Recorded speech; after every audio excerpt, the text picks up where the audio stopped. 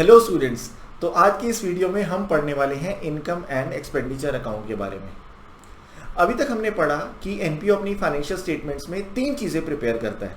सबसे पहला receipt and payment account, दूसरा income and expenditure account and third balance sheet. तो रिसीट एंड पेमेंट अकाउंट आपने बनाना सीख लिया और हमने उसके कुछ क्वेश्चंस भी प्रैक्टिस कर लिए हैं अपनी पिछली वीडियो में। अब हम सीखेंगे इनकम एंड एक्सपेंडिचर अकाउंट कैसे प्रिपेयर किया जाता है और फिर हम इसके कुछ क्वेश्चंस भी प्रैक्टिस करेंगे। तो इनकम एंड एक्सपेंडिचर अकाउंट ठीक वैसे ही होता है जैसे हम 11th क्लास में बनाते थे प्रॉफिट एंड लॉस अकाउंट। आपको याद होगा 11th क्लास में profit and loss account prepare किया जाता था।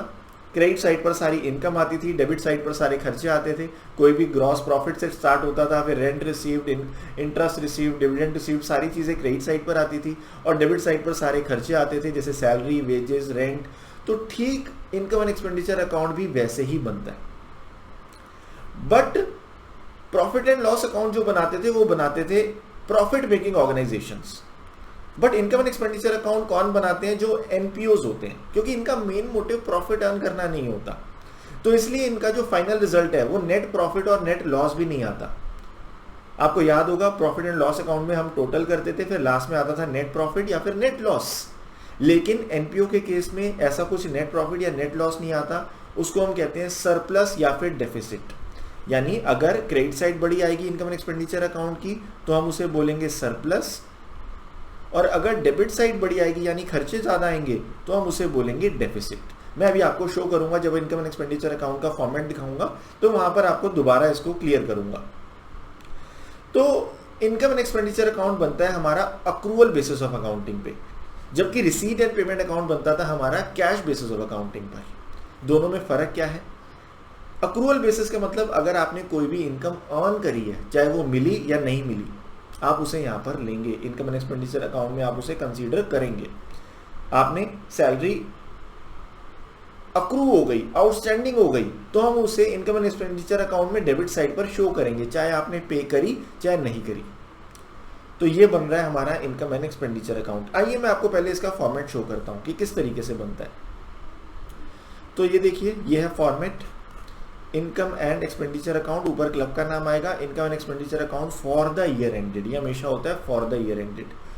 ये है हमारी डेबिट साइड और डेबिट साइड पर सारे आते हैं एक्सपेंडिचर, और ये है हमारी क्रेडिट साइड, क्रेडिट साइड पर आती है सारी इनकम।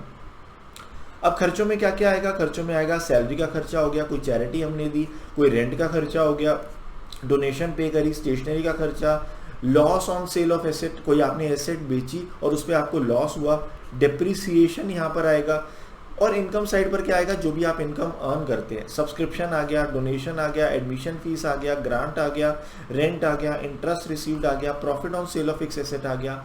अब यहाँ पर नोट करने वाली बात यह है कि यहाँ पर हमारे पास नेट प्रॉफिट नेट लॉस नहीं आता। अगर तो आपकी क्रेडिट साइड बड़ी आ रही है तो आपके पास यहाँ पर जो आएगा वो आएगा सरप्लस। डेबिट साइड पर बैलेंस निकल कर आएगा सरप्लस। लेकिन अगर आपकी डेबिट साइड बड़ी आ रही है तो आपके पास नेट रिजल्ट जो आएगा वो आएगा डेफिसिट।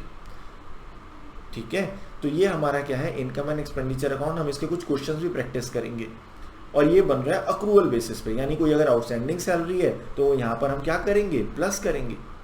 कोई अगर प्रीपेड रेंट है तो यहाँ पर क्या करेंगे? माइनस करेंगे। जैसे सेम पहले 11th क्लास में करते थे एडजस्टमेंट्स, ठीक वैसे ही।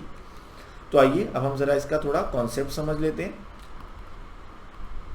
तो income and expenditure account, it is similar to profit and loss account, but income and expenditure account is prepared by NPO. ये कौन बनाता है? जितने भी एनपीओज होते हैं वो बनाते हैं। Revenue expenditure and revenue income are taken. जो भी हमारी रिवेन्यू इनकम होती है, रिकरिंग नेचर की इनकम होती है, उसे हम यहाँ पर लेते हैं। कोई भी कैपिटल एक्सपेंडिचर यहाँ पर नहीं आता, जैसे बिल्डिंग परचेज, फर्नीचर परचेज, ये हमारे कैसे एक्सपेंडिचर है? कैपिटल एक्सपेंडिचर है, इन्हें हम यहाँ पर नहीं लेंगे। लेकिन अगर इन पे कोई डेप्रिसिएशन है तो उसे हम यहाँ पर कंसीडर करेंगे। Non cash expenses such as depreciation are also taken. Capital receipts are not taken. कोई भी अगर हमारी कैपिटल रिसीट है वो यहाँ पर नहीं आएगी।